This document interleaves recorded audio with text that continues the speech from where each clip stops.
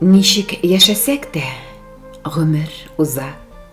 Һәр кемгә дә бары бер теләк. Хәзер инде безгә җир өстендә бары саулык кына бик кирәк. Канәгатьлек, шатлык белән генә узсак иде калган гомерне. Кемгә күпме тиеш, бер кем белми, һәр көне бит аның кадерле. Көнләшмичә, күпкә өмет итми, яңа таңга яшик шатланып.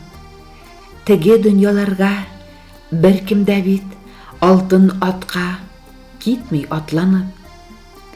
Байлык, бала бар да җирдә кала, ә без әле бүген үзебез һәр сәгатькә шөкер итә җиргә басып атлап йөрибез.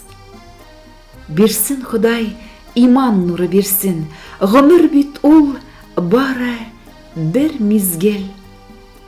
Игътибарлы булсын таныш белеш, картлык күңелләре бик сизгер. Балаларга күңел йөге булмыйк, җәмгыять тә бездән армасын.